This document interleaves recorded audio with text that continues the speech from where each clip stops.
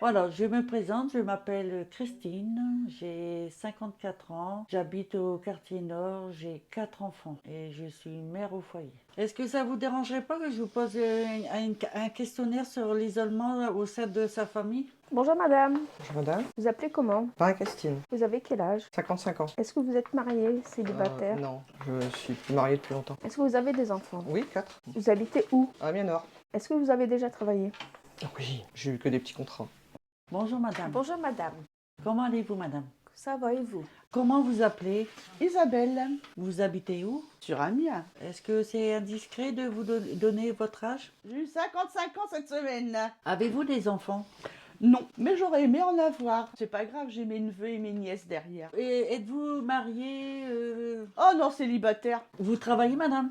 Non, mais j'ai travaillé. Est-ce que je peux vous poser des questions sur l'isolement? Je m'appelle Dominique, j'habite à Amiens. Mon parcours il a été assez long et beaucoup de maltraitance et tout ça.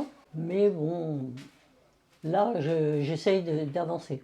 Alors, je vais vous poser des questions. Alors, première question. Pour quelle raison on s'est isolé au sein de sa famille?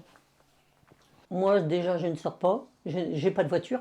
Donc, c'est difficile d'aller chez mes enfants, puis ils habitent pas Amiens. Ah, on peut s'être isolé parce il y a eu, enfin, au sein de la famille, il y a eu un contexte qui a prêté à l'isolement, quoi.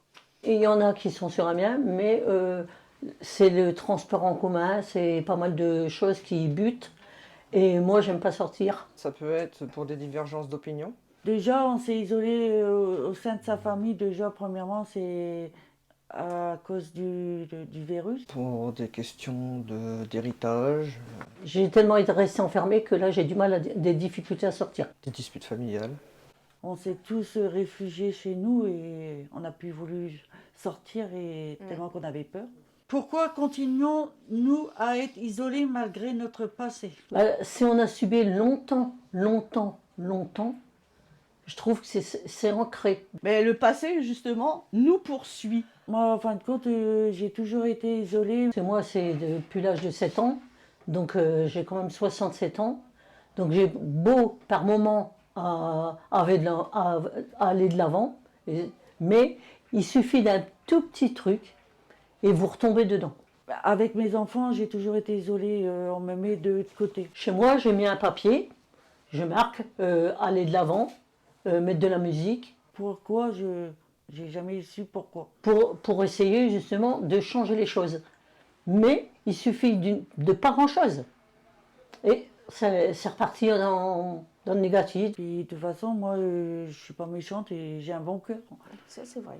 Un très bon cœur même. Ouais. Moi, j'ai l'impression qu'on vit avec le passé. En fin de compte, c'est le passé qui nous a construits. Comme là, ben, je m'étais fait agresser en revenant chez moi. Et il a suffi de ça, et puis c'est reparti. La gentillesse ne fait pas. Ne paye pas. Ne paye pas, oui. Votre isolement est-il volontaire ou subi? Le mien est volontaire. Personnellement, moi, je l'ai très mal subi. J'ai pas choisi d'être isolée, au contraire. À l'âge de 8 ans, j'ai mes parents. Mes parents ont divorcé. Par moment, je me le demande parce que moi, il suffit que je prenne un agenda ou un papier, je mets des rendez-vous et j'arrive à sortir. En cette époque-là, on n'avait pas le droit de choisir si on voulait vivre avec son père ou sa mère. Donc automatiquement, c'était avec la mère. Je voudrais être bien avec mes enfants. Et puis, du coup, ma mère nous a coupé de la branche tout paternelle. Donc j'ai plus revu mon père, j'ai plus revu ma grand-mère, ni mon grand-père, ni ma marraine. Parce que j'aime bien la solitude. Et oui, ça a été très dur pour moi, malgré tout qu'il avait le droit de venir nous voir. S'il n'y a rien sur mon agenda, si j'ai pas de papier, je reste enfermée et j'ai du mal à sortir. Des fois, ma mère lui ouvrait la porte et elle disait « Tes enfants ne veulent pas te voir Faire des repas ensemble. ». Moi, j'en ai énormément souffert. Je viens au relais, j'ai des activités, je marque les jours et tout ça, mon psychiatre a tout ça. Même si elle lui a pas mis la bouteille d'alcool dans les mains, malheureusement, comme elle l'a privé de voir ses enfants, mon père a fait une cirrhose du foie. Faire des magasins avec ma fille, mais c'est pas le cas du tout. J'ai pas été prévenue, donc j'ai pas pu aller à l'enterrement de mon père. Il suffit que le samedi, dimanche, qu'il y ait un trou, impossible de sortir. Je n'arrive pas, je sais pas pourquoi. Pour moi, c'est très douloureux. J'aime les gens, hein. Même si on est jeune, ça marque toujours. Je reviens un petit peu à mon histoire personnelle. Moi, ma mère m'a mis de côté quand mon père est parti. Donc, presque tous les mois, elle me disait toujours j'étais grosse, j'étais grosse, j'étais grosse. Et donc, ça m'est resté marqué. Et maintenant, quand on me le dit, ben, pour moi, c'est un mot que Oui. je peux plus Oui. j'ai du mal à entendre. Et même maintenant, encore qu'on me le dit, je fais c'est vrai, il y a plus forte que moi. Mais moi, personnellement, je ne me regarde jamais dans une glace chez moi. J'aime pas mon corps. Pour quel motif on isole quand nous avons vécu un divorce? Déjà, on perd la moitié de sa famille. Oui, c'était mieux déjà. C'était mieux d'être séparé de mon ex, le père de mes enfants. La famille de son conjoint, généralement. Oui, il y a eu de la violence aussi. Et puis mon vrai père aussi, il y a eu de la violence aussi. Et vivre seul avec des enfants, c'est très difficile. Depuis que je suis née, de toute façon, c'est Ouais, simple, t'es- j'ai toujours vécu dans la violence. Comment sortir sortir de de l'isolement? mort. Ben, c'est très dur. Bah, déjà, faire le premier pas, d'aller voir des associations, Il y a des structures qui peuvent aider, comme le relais social. aller voir des gens à qui parler. Je voudrais avoir une copine. Ah, moi, je suis sortie parce que voilà, j'ai Thibaut et j'ai mon fils, et puis je me suis dit, non, il faut que j'arrête d'être rester enfermée, il faut que je sors de moi-même, il faut que j'aille voir mon assistant social. Et que quand ça ne va pas bien, qu'elle puisse pas toujours se voir, parce que c'est pas bon non plus, mais dire bon, ben, de temps en temps, me téléphone, ça va, quand ça va pas. On peut faire des recherches sur Internet. Je pense que il faut avoir des gens, enfin des personnes assez proches pour sortir, pour arriver à discuter. Parce qu'avant, je sortais pas, je restais chez moi et tout. Quand on est à deux, il y en a toujours une qui stimule l'autre. Parce que moi, j'avais une copine que maintenant j'ai plus. Ah ben, on était comme ça, on s'entraidait. Et quand ça n'allait pas, moi j'ai remonté le moral. Donc mon assistant social m'a proposé l'association Relais Social. Et le premier jour, j'y étais, et puis bah, après, je suis restée là, au Relais Social. J'ai une de mes copines qui est décédée, donc voilà. Parce que moi, je me suis beaucoup renfermée sur moi-même, donc j'ai tout gardé les problèmes à l'intérieur. Donc je voudrais retrouver une copine comme j'appelle ça, une copine de cœur. Et donc avec ça, du coup, j'ai eu plein de problèmes de santé. Moi, je me doute bien, madame. Ça va beaucoup mieux, même. Existe-t-il des structures spécialisées pour venir en aide aux personnes? Bah oui, la preuve, le Relais Social, Oui, il y a le relais, oui. qui m'a aidé énormément, qui m'a moralement... Ils t'ont bien soutenu. Oui. Aller dans des associations pour reprendre contact avec dans la vie sociale, tout ça, pour être déjà un petit peu moins isolé, se faire des amis. Ça doit exister, mais on ne le sait pas. Oui, il y a beaucoup de structures sociales qui peuvent aider. Les faire connaître. Et moi, ce qui m'a beaucoup aidé aussi, c'est l'écriture. Ça m'a permis de mettre des mots sur mon ressenti par rapport à ce que j'ai vécu quand j'étais plus jeune. Je me fais suivre par un psychiatre, donc c'est lui aussi qui me stimule aussi, par moment. J'ai même un blog où bah vous c'est pouvez super. lire mes poèmes, mes textes, autobiographiques ou imaginaires. Mais moi, bon, j'ai un défaut, c'est que on ne sait pas ce que je pense, parce que moi, c'est intérieur. Je peux rigoler, et intérieur, ça soit le désert. Les réseaux sociaux sont-ils une source d'isolement? Ah, totalement. Ça déjà, ça isole moins parce qu'on parle avec des gens qu'on connaît déjà et on essaye de discuter un petit peu. Ouais, comme quoi, on a énormément d'amis sur Internet, mais on dit pas bonjour à son voisin. Oui, parce que maintenant, surtout les jeunes, ils sont omnibulés sur ça. Je pense que être souvent sur les réseaux sociaux, c'est s'isoler, ouais. Vous voyez, vous montez dans le bus le matin, ben vous voyez que ça, les jeunes, ah là là là.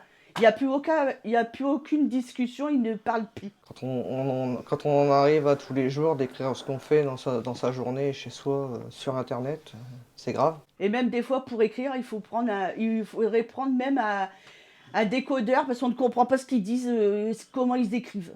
Comment pallier à un isolement face à une perte d'emploi? Pas parce qu'on perd tout. On perd ses collègues, on perd son univers, on perd tout. Moi, j'étais déjà isolée avant. Donc quand on n'a plus d'emploi, il n'y a plus de lien social. Pourquoi les personnes sont-elles isolées? La perte d'emploi, Manque de communication. maladie, Parce que tout le monde n'accepte pas aussi la maladie. un isolement point de vue de sa famille, Mais moi, de mon côté, les gens sont beaucoup isolés parce qu'on n'a rien. un décès, On n'a rien du tout. À part Carrefour, c'est tout ce qu'on a. un divorce. Le regard des gens. Il n'y a même pas de médecin, il n'y a rien du tout. La peur des regards des gens, la peur de sortir. Je trouve que dans chaque quartier, ils devraient essayer de faire, je sais pas moi, des communications, comme quoi il y a telle association dans lesquelles tel quartier, Et puis la méchanceté aussi des gens, parce qu'il y a des gens, ils sont vraiment méchants. pour que les gens ils puissent sortir de chez eux aussi. Parce que nous on n'a rien. Les représailles, oui, ça. Et j'ai élevé mes enfants et je ne sortais pas. Il y a beaucoup d'harcèlement, il y a beaucoup d'agressions verbales, physiques, que ce soit les maîtres, que ce soit les professeurs, que ce soit les assistants sociaux. Moi, je vois ça, aux informations. Je crois que d'un côté, je crois que je vais peut-être arrêter d'écouter ça parce que ça me fait vraiment peur.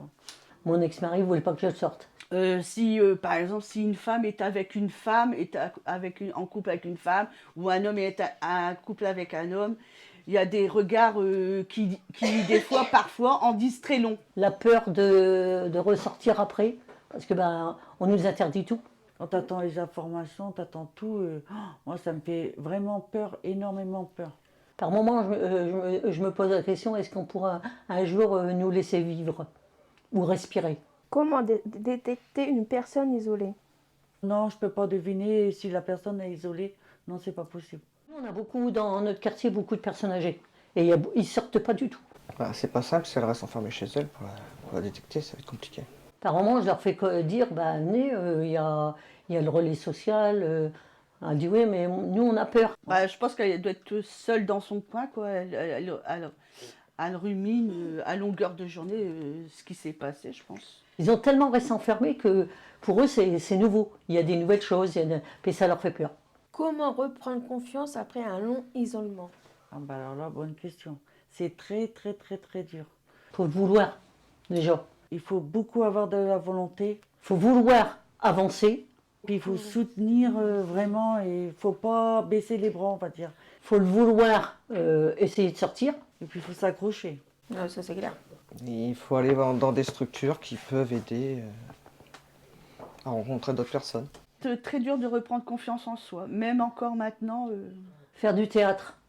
Parce que quand on a du stress, qu'on a tout ça, essayer de faire du théâtre, c'est pas dû à tout le monde, je sais très bien. Mais on apprend beaucoup de choses. Avant, moi, quand je marchais dans la rue, je regardais par terre, je ne regardais pas les gens. Je fuyais le regard des gens. Maintenant, bon, ça va un petit peu mieux. Le stress des angoisses et tout ça, c'est pas le même que le stress quand on est sur le théâtre. Je soulève ma tête, mais quand des fois, il y a des gens qui passent à côté de moi qui rigolent, j'ai toujours l'impression que c'est moi qui rigole. Sur la scène, je me sens revivre, on dirait un bébé qui renaît. Et des fois, du coup, on se renferme. Et je conseille aux gens, s'ils peuvent pas faire de théâtre, d'écrire. Mais même quand on vient dans une association, après quand on rentre chez soi, qu'on ferme la porte, qu'on est toute seule, qu'on habite seule, on est quand même un peu isolé, hein, quand même. Oui, je suis tout à fait d'accord, madame. Alors, qu'est-ce que vous en pensez? Il est beau. D'un côté la famille, d'un côté l'isolement. Alors, vos impressions? Magnifique. Magnifique.